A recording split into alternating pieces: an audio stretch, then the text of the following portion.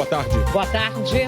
A Justiça da Suíça autoriza a força-tarefa da Lava Jato a usar documentos ligados a Odebrecht enviados ao Brasil. O juiz Sérgio Moro aceita a denúncia contra mais 2 executivos que trabalharam em empreiteiras. Em São Paulo, a polícia prende uma quadrilha que desviava droga apreendida e repassava para criminosos. O setor de serviços tem a maior queda para um mês de agosto desde 2012. Os contratos do FIES, o financiamento estudantil, vão ser renovados a partir de hoje. As forças lideradas pelo Iraque que avançam na retomada da cidade de Mossul, ocupada pelo Estado Islâmico. Expectativa nos Estados Unidos. Hillary Clinton e Donald Trump se enfrentam hoje no último debate antes das eleições presidenciais. E os olhos do mundo voltados para o espaço. Uma missão da Rússia e da Agência Espacial Europeia. Uma sonda deve pousar em Marte a qualquer momento.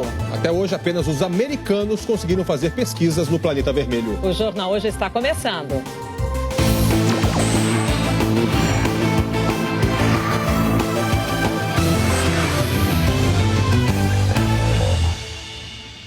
Hoje é um dia de grande expectativa para as agências espaciais europeia e também russa. A qualquer minuto deve pousar com sucesso a sonda Schiaparelli na superfície de Marte. Bom, o principal objetivo da missão, batizada de ExoMars, é descobrir se já houve vida no planeta vermelho. Vamos conversar agora com a nossa correspondente lá em Londres. Cecília Malan, você está acompanhando tudo, em que pé que está? Boa tarde, Sandra Evaristo. Boa tarde a todos. Olha, faz meia hora que o robozinho de nome bonito, Schiaparelli, deveria ter pousado em Marte. Ainda não temos essa confirmação. A manobra difícil está deixando os cientistas tensos aqui na Europa, como vocês podem imaginar e como vocês podem ver nessas imagens feitas agora há pouco na Agência Espacial Europeia, que fica na Alemanha. Essa animação simula como seriam os 6 minutos de descida até a superfície. Para desacelerar, o robô aciona um paraquedas, um escudo térmico e um sistema de propulsão. Aí, um telescópio na Índia deve captar ruídos, confirmando se Schiaparelli pousou mesmo em segurança. Se for confirmado, será um grande feito que vai servir de treino para outra missão ainda mais ambiciosa. Em 2020, a Agência Espacial Europeia pretende mandar para Marte o irmão mais velho do robô Schiaparelli. É um caríssimo veículo de 6 rodas que vai ter como objetivo perfurar a superfície do planeta vermelho em busca de micro-organismos. Mas vamos focar na missão de hoje. O robô foi batizado em homenagem ao astrônomo italiano do século XIX, Giovanni Schiaparelli, e foi desenvolvido no programa ExoMars, uma missão conjunta entre as agências espaciais da Europa e da Rússia. 7 meses atrás, partiu rumo a Marte. Foram 500 milhões de quilômetros pelo espaço, acoplado à nave-mãe, até chegar à órbita do planeta vermelho. Domingo passado, o Centro de Controle da Agência Espacial Europeia deu a ordem para começar a descida. Agora, enquanto a bateria durar, a sonda vai coletar dados meteorológicos, velocidade do vento, umidade, pressão e temperatura. Já a nave-mãe vai desempenhar um papel mais duradouro. Girando na órbita de Marte, vai passar os próximos anos estudando a presença de gases como o metano na atmosfera. Uma posição privilegiada para descobrir se há indícios de vida em Marte. Essa foi a segunda vez que as 2 agências espaciais, a europeia e a russa, tentaram juntas pousar em Marte. A primeira tentativa não deu certo. Explorar Marte não é tarefa fácil. Russos, europeus e americanos vêm tentando há décadas. Quase metade das emissões enviadas da Terra falharam. Muitas delas se perderam no caminho, erraram o alvo ou foram destruídas ao chegar lá. A nave soviética Mars 3 foi a primeira a fazer uma aterrissagem suave no planeta, em dezembro de 1971. O principal objetivo dela era mandar imagens da superfície de Marte, dados sobre as condições meteorológicas e a composição atmosférica do planeta. Mas depois de 20 segundos, a transmissão parou sem motivo. Em 2003, a sonda Beagle 2, lançada pela Agência Espacial Europeia, pousou com sucesso em Marte. Mas o pequeno robô, desenhado pelos britânicos, imediatamente parou de funcionar. Os cientistas acreditam que ele não conseguiu ativar os painéis solares. Até agora, só sondas americanas conseguiram fazer pesquisas científicas em Marte. Atualmente, a NASA tem 2 sondas em atuação no planeta vermelho, a Curiosity e a Opportunity. Curiosidade e oportunidade em português. O ser humano só aprende mesmo com os erros, né? Esse histórico de missões fracassadas permitiu novos aprendizados, levou ao desenvolvimento de novas tecnologias. E, recentemente, a Agência Espacial Europeia vem comemorando um sucesso atrás do outro. Mês passado, concluiu a odisseia da sonda Rosetta depois de 12 anos no espaço. E todos vão respirar aliviados ao saber que o robô Schiaparelli pousou em Marte. Os sinais de lá levam 9 minutos e 47 segundos para chegar à Terra.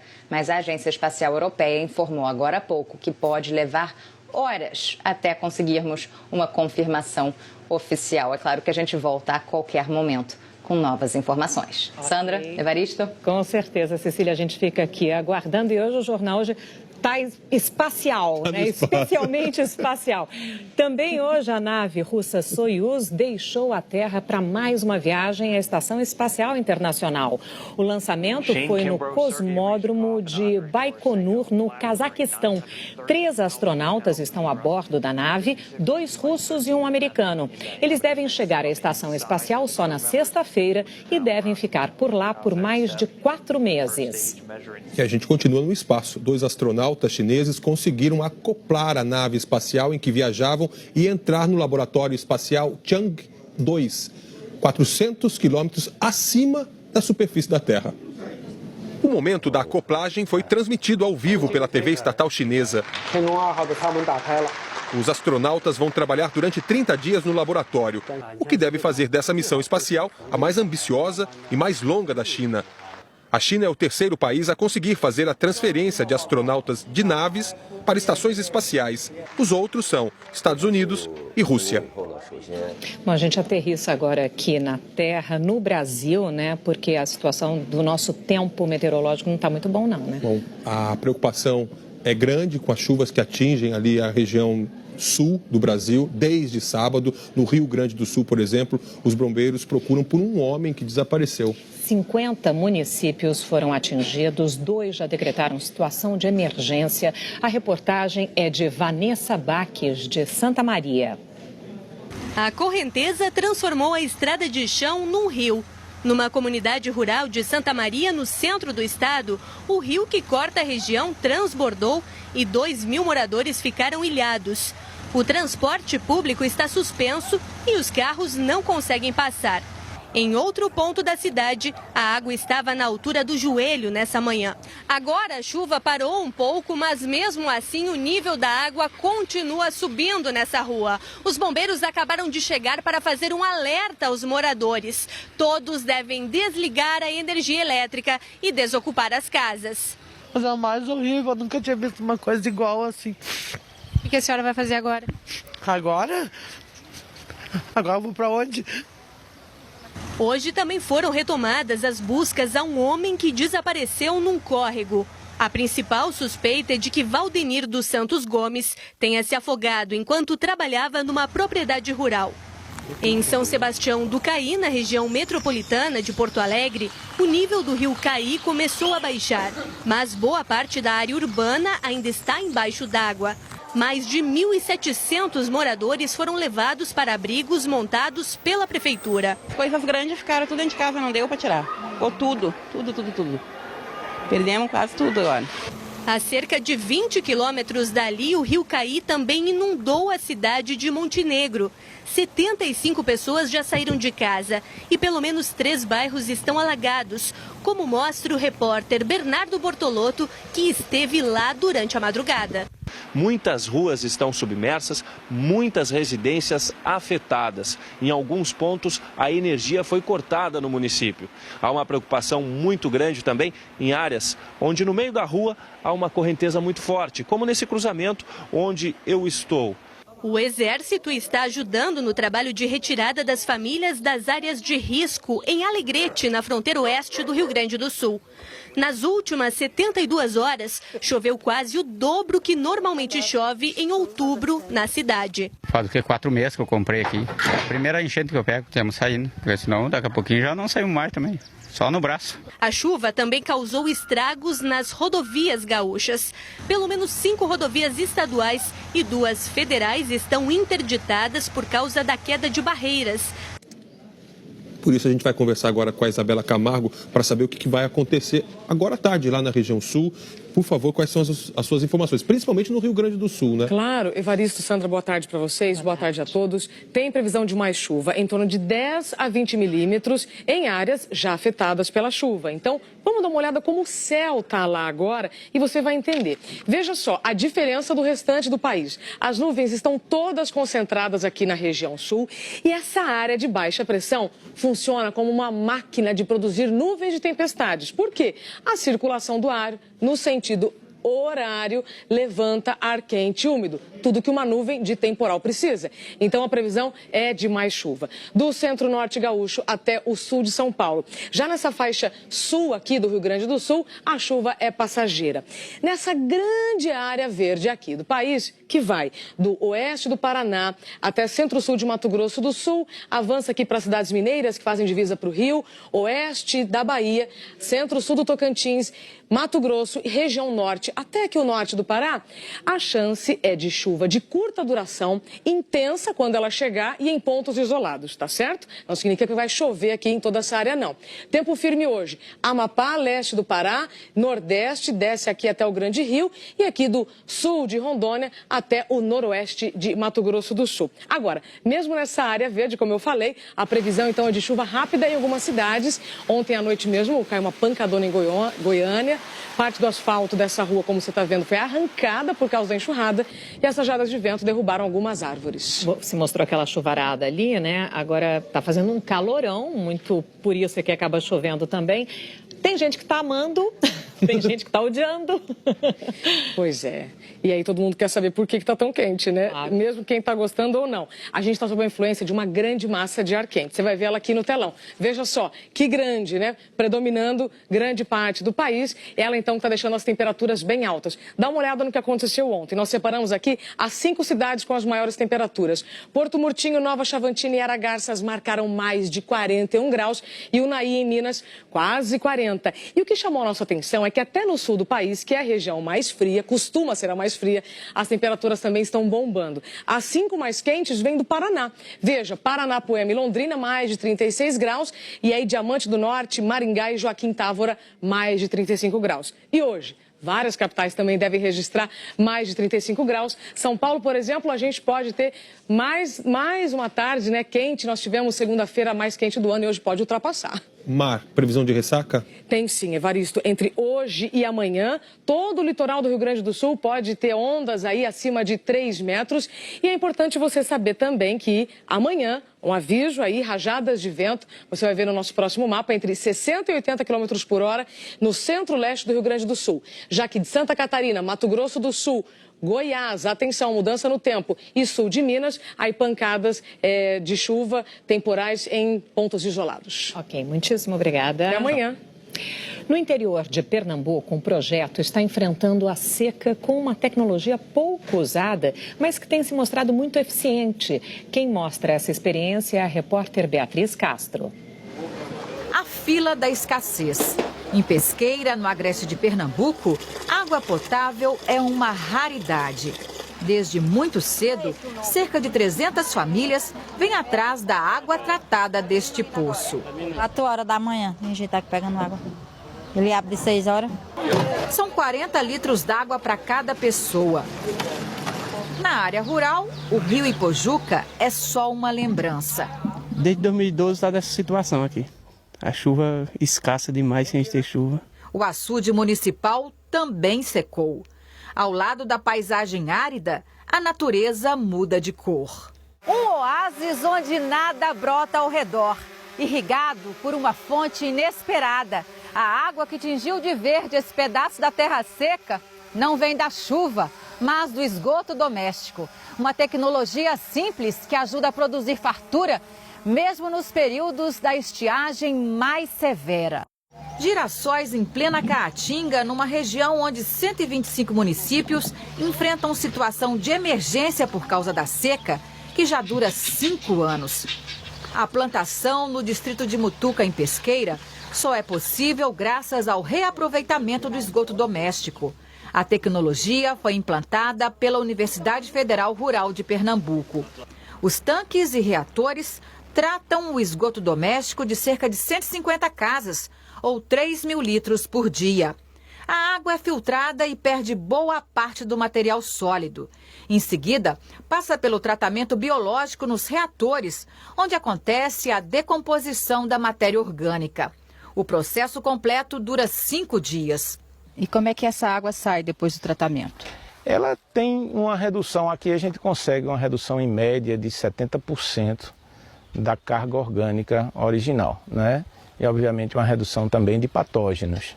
Patógenos são organismos que transmitem doenças. A água de reuso está irrigando plantações de milho, sorgo, capim e girassol para alimentação animal. Seu Cícero, agricultor experiente, garante: a água é boa mesmo. Dá uma lavoura que é uma beleza, melhor do que a água da chuva. Por quê? Porque ela já vem preparada, vem com adubo, né? Que não precisa a gente colocar adubo, que a gente coloca na água da chuva. Até as abelhas que tinham desaparecido por causa da seca voltaram com os girassóis. É a natureza respondendo à chance de renascer com a água que seria jogada fora, poluindo açudes, rios e mananciais da região. Uma lição que pode ser multiplicada por toda a terra seca. O juiz Sérgio Moro acaba de atender um pedido do Ministério Público de prisão do ex-deputado Eduardo Cunha, do PMDB do Rio. Vamos a Brasília com Marcelo Cosme. Marcelo. Sandra, Eduardo Cunha acaba de ser preso aqui em Brasília, próximo ao apartamento que ele tem. Essa determinação, a prisão preventiva contra Eduardo Cunha, foi cumprida por uma determinação justamente do juiz Sérgio Moro. Vamos lembrar que Eduardo Cunha era deputado federal, estava sendo investigado dentro da Operação Lava Jato pelo Supremo Tribunal Federal. Como ele perdeu o cargo, agora então essa investigação passou para Curitiba. E Eduardo Cunha acaba de ser preso de forma preventiva em Brasília, próximo ao apartamento dele pela Polícia Federal. Nesse momento, ele já está com os policiais federais e vai ser levado para o prédio da Superintendência da Polícia Federal aqui em Brasília. A gente ainda não tem informações se depois ele vai ser levado para Curitiba, mas essa é a informação. Eduardo Cunha, ex-deputado federal, acaba de ser preso de forma preventiva pela Polícia Federal por uma determinação do juiz Sérgio Moro dentro da Operação Lava Jato. Sandra e Evaristo. Ok, Marcelo, novas informações é só chamar. Muito obrigada. A gente vai falar agora sobre o financiamento estudantil. Os contratos do FIES serão renovados a partir de hoje à tarde. A liberação de um crédito suplementar para regularizar o repasse do dinheiro às universidades foi aprovada ontem pelo Congresso. O atraso já durava quase 4 meses. A repórter Flávia Alvarenga tem as informações ao vivo. Boa tarde, Flávia. Oi, Sandra, boa tarde. São 702 milhões de reais para o financiamento estudantil. Com isso, o governo vai agora poder pagar as taxas administrativas aos bancos que fazem esse financiamento e, assim, quitar todas as dívidas com as universidades. A partir das 3 horas da tarde, o sistema vai estar pronto e, pela internet, os estudantes que estão fazendo o segundo semestre vão poder fazer a renovação desse financiamento, o chamado aditamento. De acordo com o Ministério da Educação, cerca de 1,5 milhão de aditamentos serão feitos. Além disso, também foram liberados 75 mil novos contratos, novos financiamentos para o FIES.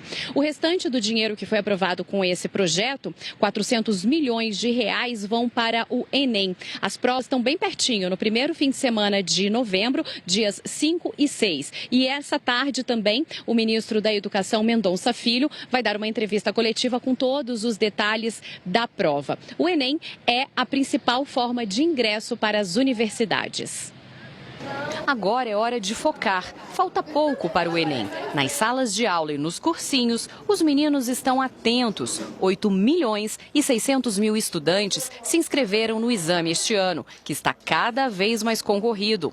O Carlos quer medicina. Já é a terceira vez que vai fazer as provas. Tem dedicado o dia inteiro aos estudos. Eu quero atingir pelo menos uns 830. Vale a pena um esforço, porque quando você passar é só alegria. O Silvio precisa fazer no mínimo 700 pontos. Ele quer ser biólogo e estudar na Universidade de Brasília. Eu estou estudando de 2 a 3 horas por dia em casa, fora na segunda e na quarta-feira, que eu fico à tarde até as 4 da tarde aqui no cursinho, para tirar dúvida com os monitores.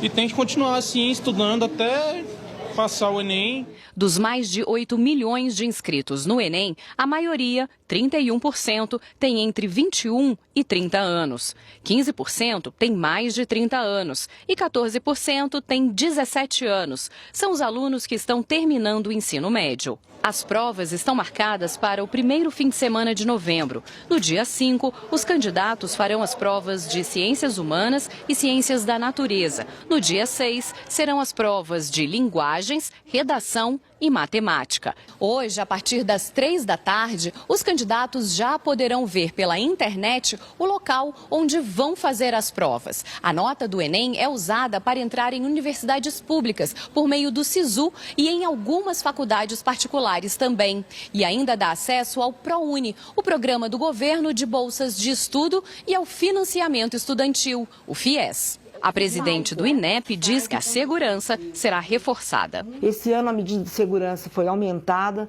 Nós teremos no local da prova a colheita, colheremos a impressão digital de cada um dos alunos. Será monitorada por câmeras de segurança e por detectores de metais.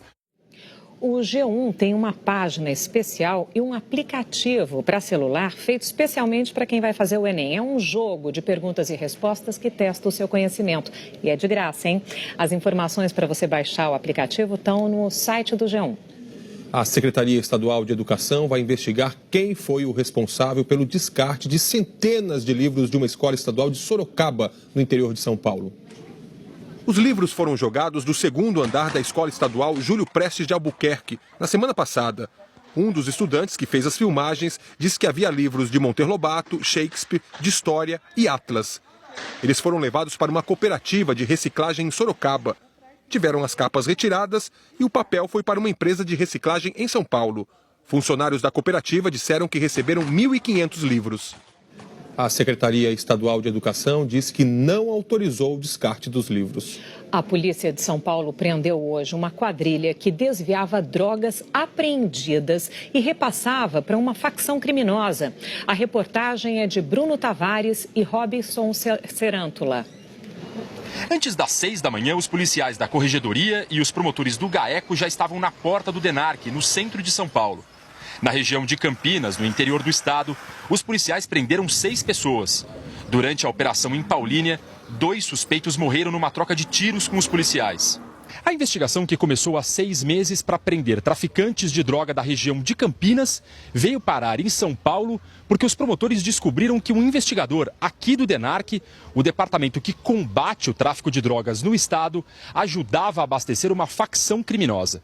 Bruno Luiz Soares Figueiredo e a mulher dele, Vanilda Cândido Machado, foram presos ontem à noite. Bruno estava com um passaporte. Os promotores dizem que os dois se preparavam para fugir.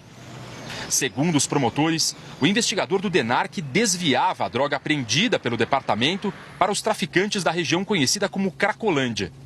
A investigação mostrou que a droga nem chegava na delegacia, porque não havia nem boletim de ocorrência, ou era trocada por uma substância parecida antes de ser encaminhada para incineração. O Ministério Público também investiga se parte das 3 toneladas de maconha apreendidas em agosto num caminhão do Exército em Campinas também seria da quadrilha comandada por Bruno e pela mulher. Os promotores dizem que Bruno também alertou os traficantes sobre uma operação do DENARC num hotel no centro de São Paulo, invadido por sem-teto. Houve 2 vazamentos de operações fundamentais relevantes de combate ao tráfico, e que podem comprometer, como eu disse, não só a segurança e o sucesso dos trabalhos, mas também comprometer, o que é mais grave, a segurança dos agentes públicos que vão participar do cumprimento desses mandados. O juiz Sérgio Moro aceitou a denúncia contra mais 2 ex-executivos de empreiteiras investigadas pela Operação Lava Jato. Por isso, vamos ao vivo até Curitiba conversar com a repórter Ana Zimmermann, que tem as informações. Boa tarde, Ana. Oi, Evaristo, boa tarde. Já são mais de 60 ações penais da Lava Jato aqui em Curitiba. Neste novo processo, são 2 réus. Ayrton Fonseca, ligado a Galvão Engenharia, e Ildefonso Colares Filho, ex-presidente da Queiroz Galvão. Eles vão responder por corrupção ativa. São acusados de oferecer 10 milhões de reais ao então senador Sérgio Guerra, do PSDB, que morreu em 2014, e ao deputado federal Eduardo da Fonte, do PP de Pernambuco. Para os procuradores, a propina seria para evitar investigações da CPI da Petrobras de 2009, que não apontou nenhuma irregularidade nem indiciou ninguém. A Lava Jato já identificou propina em 4 CPIs da Petrobras. Ayrton já foi condenado em outro processo e recorre em liberdade. E o Ildefonso é réu em outra ação e cumpre prisão domiciliar. E o juiz Sérgio Moro explicou que o deputado Eduardo da Fonte, que é acusado de receber propina das empreiteiras, já foi denunciado no Supremo Tribunal Federal. Evaristo. Muito obrigado, Ana, pelas suas informações. A consultora Queiroz Galvão informou que não comenta investigações em andamento. A Galvão Engenharia disse que não vai se manifestar. A defesa de Ildefonso Colares Filho não vai se pronunciar antes de ter acesso aos autos. O advogado de Ayrton Medeiros vai aguardar o andamento do processo. A assessoria de Eduardo da Fonte disse que a própria decisão do juiz Sérgio Moro afirma que não há provas de que o dinheiro foi destinado ao deputado. O PSDB informou que apoia as investigações e defende que a Lava Jato avance para os esclarecimentos necessários. Também na Lava Jato, o Ministério Público Federal denunciou ontem o ex-prefeito de Campinas, Dr. Hélio, do PDT, o ex-tesoureiro do PT, Delúbio Soares, e mais 4 pessoas por lavagem de dinheiro. Segundo a denúncia, na campanha de 2004, Dr. Hélio, que se elegeu com o apoio do PT, recebeu 4 milhões de reais de um empréstimo fraudulento do Banco Chaim. Em troca, o Grupo Chaim conseguiu um contrato na Petrobras. O Dr. Hélio, Delúbio Soares e o PT negam qualquer irregularidade. O Grupo Chaim não comentou a decisão. Nós procuramos o PDT, mas não tivemos resposta. A Justiça da Suíça autorizou que a Lava Jato use documentos ligados à Odebrecht enviados ao Brasil.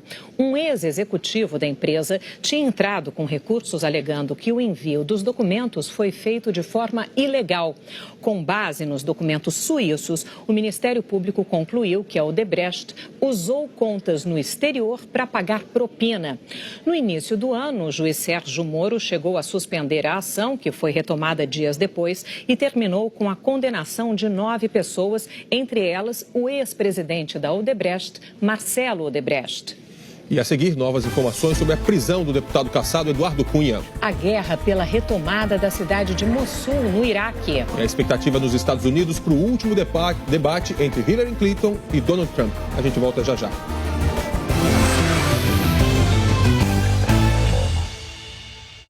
Você já reparou em tudo que a Nissan tem feito? Lançou o câmbio automático Xtronic CVT no Nissan March e no Nissan Versa. Lançou o novo Nissan Sentra. E, é claro, o SUV urbano mais desejado do ano, o Nissan Kicks. E não para por aí. A Nissan acaba de lançar o Nissan Zero, parcela zero. Olha isso, a Nissan zera 2 parcelas por ano para você. Já pensou você no Nissan 0 km sem pagar 2 parcelas por ano? Quem testa? Compra a Nissan. Eu tenho medidas concretas para combater a corrupção em Sorocaba. Fortalecer a corregedoria para apurar as denúncias de irregularidades. Aplicar a lei da ficha limpa. Revisar os principais contratos da prefeitura. Criar um site para divulgar a ordem de espera do SUS e combater o fura-fila da saúde. Ampliar a transparência e a participação popular. Redução drástica dos cargos de confiança por indicação política e substituir por concursado. Aqui é a casa do João Alves. Ele ganhou um Uno no Supercap Paulista. Nós estamos aqui na sua porta. Eu não acredito. Meu marido está internado. Você ganhou, João. Esse domingo não deu pra ver você na televisão. Estava internado. Traz a chave do meu Uno, faz favor. Acreditem, gente. Comprem o Supercap. Supercap Paulista, realizando seus sonhos. Banda larga é assim, ou seus vídeos param na metade, ou você tem Vivo Fibra e sua casa pode ser show. Ou o jogo trava bem na hora do gol, ou tem Vivo Fibra e sua casa pode ser estádio. Ou não funciona com mais gente usando, ou sua casa tem Vivo Fibra e todo mundo usa tranquilamente. Banda larga de 100 mega por R$ 79,90. Ligue 10315 e aproveite.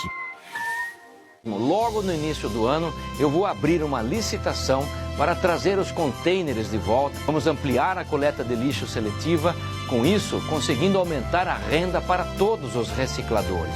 E o mais importante, vou modernizar o processo de descarte do lixo, implantando uma unidade de recuperação energética que transforma o lixo que não será aproveitado pelas cooperativas em energia elétrica, num processo limpo, inovador e seguro. Todo dia tem um show ao vivo aqui no seu vídeo. Eu amo vocês, vem. Só por aqui você fica por dentro de tudo que rola na TV. Bastidores que você só vê no Video Show. E de quebra ainda mata a saudade dos seus programas preferidos. A gente está resgatando coisas muito interessantes. Exatamente, aquela novela inesquecível, aquele clipe que ficou na sua memória. O que é isso? Eu não entendo nada. É o arquivo do Video Show ao seu alcance. A gente se vê hoje. Depois do jornal, hoje.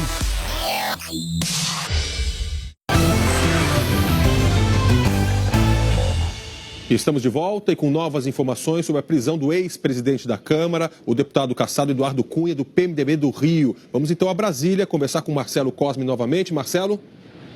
Evaristo, Eduardo Cunha já está a caminho do hangar da Polícia Federal aqui em Brasília. Ele vai ser colocado em um avião da Polícia Federal e levado para a Superintendência da Polícia Federal, lá em Curitiba, onde deve chegar entre 5 e 6 horas da tarde. Eduardo Cunha foi preso por volta de 1h15, 1h20 da tarde, próximo ao endereço dele aqui em Brasília, que fica na Asa Norte, um dos bairros aqui do chamado Plano Piloto. Eduardo Cunha é investigado na Operação Lava Jato. Em março do ano passado, ele disse na CPI da Petrobras que não tinha contas na Suíça, acabou se abrindo contra ele um processo no Conselho de Ética. Em novembro, o Conselho de Ética acabou decidindo abrir um processo de cassação contra ele, foi encaminhado ao plenário, isso tudo no ano passado. Isso se arrastou até o mês de outubro, quando então Eduardo Cunha acabou sendo, mês de setembro, quando Eduardo Cunha acabou sendo cassado. Então agora ele é investigado pela Operação Lava Jato, mas nas mãos do juiz Sérgio Moro, não tem mais o foro privilegiado.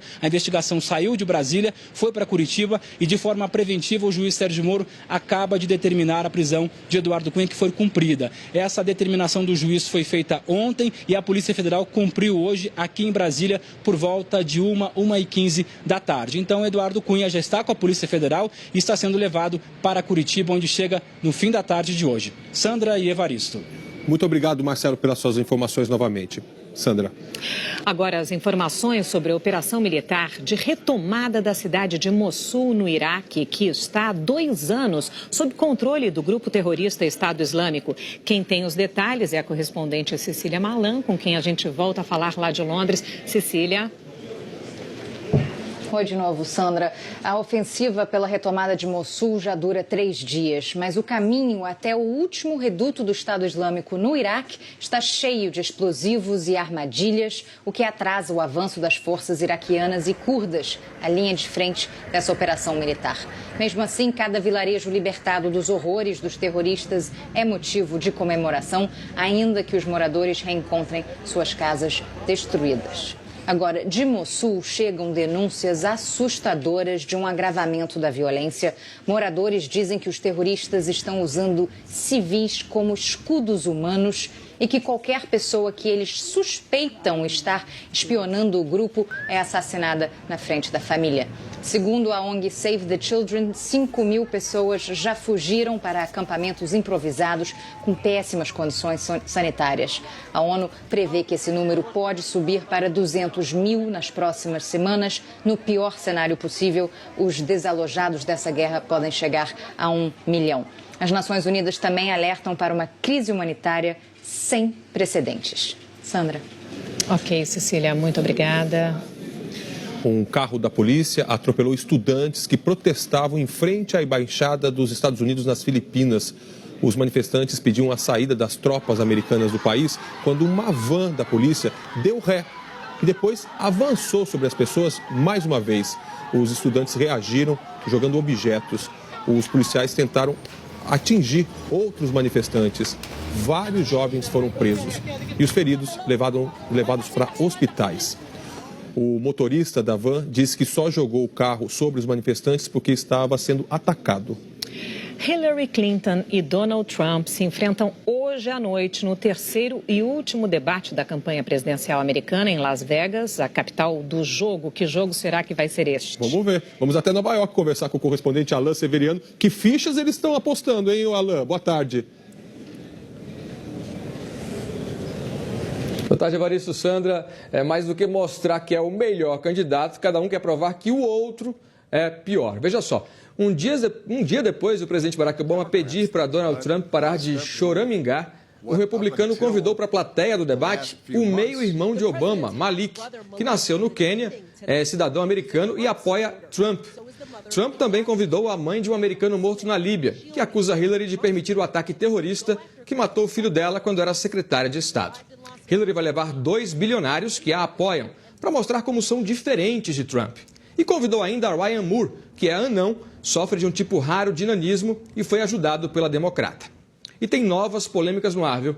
Trump pediu que o FBI investigue 2 colaboradores da campanha de Hillary que aparecem num vídeo falando sobre fraude eleitoral e como incitar a violência em comícios do republicano.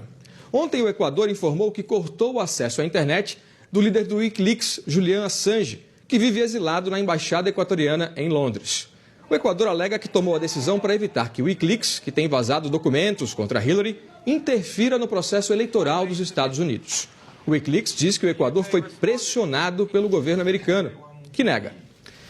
Enquanto isso, as últimas pesquisas mostram que Hillary está ampliando a liderança. Ela passou na frente de Trump no Arizona e está apenas 3 pontos atrás dele no Texas. Esses 2 são estados tradicionalmente republicanos. Evaristo e Sandra. Muito obrigado, Alain. Tchau. O presidente Michel Temer já está retornando ao Brasil. Ele embarcou logo depois do último compromisso no Japão, um jantar com o primeiro-ministro japonês Shinzo Abe. A reportagem é do correspondente na Ásia, Márcio Gomes. O presidente Temer foi recebido no palácio pelo imperador Akihito, de 82 anos. Akihito já manifestou a intenção de abdicar por motivos de saúde, mas depende de um projeto de lei que deve ser votado ano que vem. Eles conversaram durante 28 minutos sobre as relações entre os 2 países. O Brasil abriga a maior comunidade japonesa fora do Japão e 700 empresas japonesas têm negócios no Brasil. Temer veio ao Japão com a missão de atrair investimentos. Para empresários, ele falou do esforço para garantir a estabilidade institucional e jurídica e defendeu o teto dos gastos públicos como exemplo de responsabilidade fiscal. Para Temer, essa é a medida mais séria adotada no país desde a Constituição de 1988. O presidente também ressaltou a importância dos programas sociais, que ao reduzir a pobreza, aumentam o mercado consumidor e movimentam a economia. Essa busca por investimentos também foi o tema principal do encontro com o primeiro-ministro Shinzo Abe. O japonês declarou que o Brasil representa uma grande oportunidade de investimentos para o Japão. Temer e Shinzo Abe assinaram um acordo de cooperação em projetos de infraestrutura. O governo brasileiro pretende fazer com que os investimentos japoneses no Brasil voltem a crescer depois de uma redução de 900 milhões de dólares em 2015. Os japoneses mostraram interesse com a experiência olímpica brasileira, particularmente com o custo mais baixo que os Jogos do Rio tiveram se comparados a outras edições de Olimpíada. E a gente vai voltar novamente a Brasília para conversar com Marcelo Cosme, que tem novas informações sobre a prisão do deputado cassado Eduardo Cunha. Marcelo. Evaristo, esse pedido foi feito pelo Ministério Público Federal lá em Curitiba. A determinação do juiz Sérgio Moro foi dada ontem e cumprida hoje por volta de 1h15 da tarde, próximo ao apartamento de Eduardo Cunha aqui em Brasília. O motivo dessa prisão preventiva é que Eduardo Cunha teria recebido propina por parte da exploração de um campo de Benim, na África, dentro de negócios da Petrobras. Vamos lembrar que ele é alvo também de outras investigações por ter contas na Suíça, mas esse pedido de prisão preventiva do Ministério Público Federal é em relação a esse recebimento de propina no contrato de exploração do petróleo no campo de Benim, na África. Eduardo Cunha já está com a Polícia Federal e, nesse momento, no hangar da Polícia Federal, onde ficam os aviões da Polícia Federal, aqui em Brasília. Sandra e Evaristo. Ok, Marcelo, ele será levado para Curitiba, não é isso? Exatamente. Nesse hangar, ele embarca num avião da Polícia Federal e segue para Curitiba. Em agosto, o setor de serviços caiu 1,6% na comparação com julho. Em relação a agosto do ano passado, a queda foi ainda mais significativa, quase 4%. É a maior para o mês de agosto desde 2012. De acordo com o resultado divulgado hoje pelo IBGE, o segmento mais atingido foi o de serviços prestados às famílias. No acumulado do ano, o recuo chega a quase 5%. E a seguir, novas informações sobre a prisão de Eduardo Cunha, do PMDB do Rio. O deputado cassado foi preso em Brasília. A gente volta já já.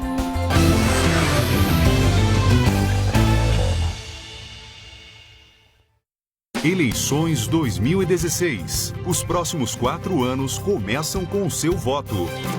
E neste sábado, os 2 candidatos que disputam o segundo turno em Jundiaí vão estar frente a frente num debate ao vivo. Pedro Bigardi e Luiz Fernando Machado discutem os planos de governo para Jundiaí.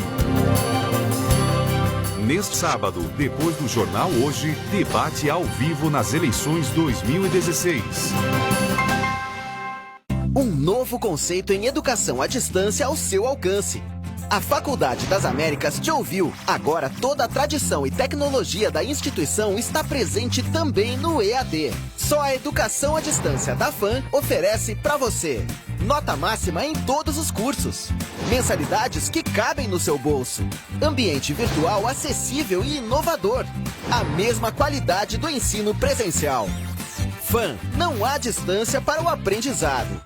Pesquisa Ibope dá empate técnico em Sorocaba. Raul não para de crescer. Está com 41 pontos. Subiu 16 pontos desde o final do primeiro turno. Enquanto isso, o adversário não saiu do lugar. Obrigado ao povo de Sorocaba, que está compartilhando o novo. Porque sabe que Raul não promete aquilo que não pode cumprir. São 5 eixos de trabalho que vão fazer de Sorocaba uma cidade muito melhor para se viver.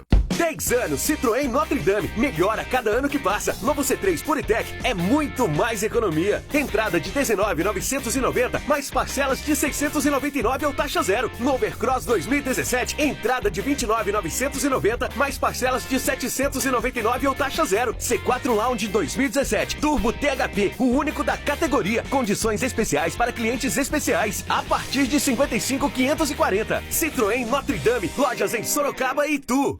Desde o primeiro momento, nós fizemos uma grande coligação, a Renasce Sorocaba. Somos apoiados por forças políticas e sociais que nos garantem governabilidade e harmonia com a Câmara Municipal. Neste segundo turno, mantemos a nossa mesma coligação, diferente do outro candidato que se apresentava sozinho e agora muda de opinião e recebe o apoio do PCdoB e do PT. E sabemos muito bem a forma como eles administram. Hoje, depois do Jornal Nacional, a Lei do Amor. Em seguida, Cruzeiro e Corinthians se enfrentam. Logo depois. As equipes do Profissão Repórter se dividiram para mostrar como os homens estão participando da criação dos filhos. E a gente volta com novas informações sobre a prisão do ex-deputado e ex-presidente da Câmara, Eduardo Cunha, do PMDB do Rio. Nós vamos agora até Curitiba, onde Cunha deve chegar por volta das 5 horas da tarde. E quem traz as informações é a Ana Zimmermann. Ana? Voltamos aqui de Curitiba, para onde deve vir Eduardo Cunha agora à tarde. A previsão é que ele chegue entre 5 e 6 horas e vá direto para a sede da Superintendência da Polícia Federal em Curitiba. A decisão da prisão preventiva foi de ontem do juiz Sérgio Moro. O processo, lembrando, foi mandado para cá quando ele perdeu o mandato de deputado. E o juiz Sérgio Moro recebeu esse processo na semana passada e abriu prazo para que Eduardo Cunha apresente a sua defesa. Para os procuradores, para o Ministério Público Federal, a liberdade de Eduardo Cunha representa um risco para a instrução do processo e também para a ordem pública. Esses foram, portanto, os motivos da prisão preventiva do ex-deputado Eduardo Cunha. Sandra, Evaristo. Obrigado, Ana, pelas informações. Sandra. O Profissão Repórter de hoje mostra como os pais estão participando da criação dos filhos. A comissão terá 34 titulares. O bloco liderado pelo PMDB vai ter o maior número de representantes, 15. Tem um monte de gente chamando aqui. Mas a gente chamando por causa do trabalho? É, só do trabalho. Nem um dia de folga depois do nascimento da filha. Consegue me passar, tô no aguardo, qual o valor, passa o endereço, tudo trabalho. André trocou o escritório pelos cuidados da casa e do filho. Pensar que quando ele nasceu eu tinha medo de ficar com ele. Era algo completamente desconhecido, novo, né? E você vai ver também as histórias de quem não tem o nome do pai no registro. Ele nunca viu a cara do bebê. Nunca viu. Hoje, depois do futebol, no Profissão Repórter. A gente teve um comecinho ali de uma reportagem errada, mas logo entrou o Profissão Repórter que a gente assiste hoje. Exatamente. E você acompanha outras notícias à noite no Jornal Nacional. Uma boa tarde e até amanhã. Uma ótima tarde para você.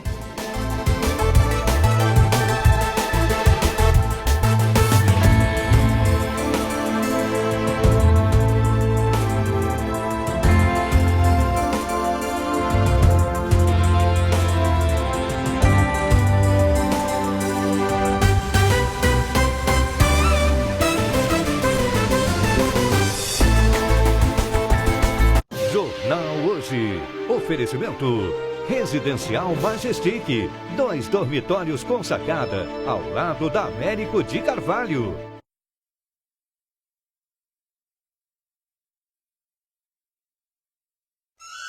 Vídeo Show. Oferecimento Passarela.com, loja no centro de Jundiaí, agora também com roupas.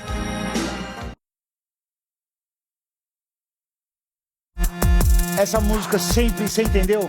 Ela ativa todas as células do meu corpo, Aline Prado. Bem-vindos, Brasil! Começa o seu vídeo show, quarta-feira, diretamente dos Estúdios Globo, aqui no Rio de Janeiro. Tudo bem, meu amor? Tudo ótimo, sempre é ótimo estar aqui do seu lado e sempre é uma honra contar com você, gente, com a sua audiência. Obrigada de estar aqui conosco. Exatamente. Olha, hoje o programa está imperdível mais uma vez, porque temos ação, adrenalina e Giovanna Antonelli chamuscada nos bastidores de Sol Nascente. Tem o dia que o Lineu também comeu mosca e virou astro da internet. Um esquindô de época de carnaval na série Nada Será Como Antes. Você está deslumbrante com esse vestido. E Patrícia Poeta ganhando um presentão do vídeo show. O que será isso, minha gente? Só vendo. Tudo isso e ao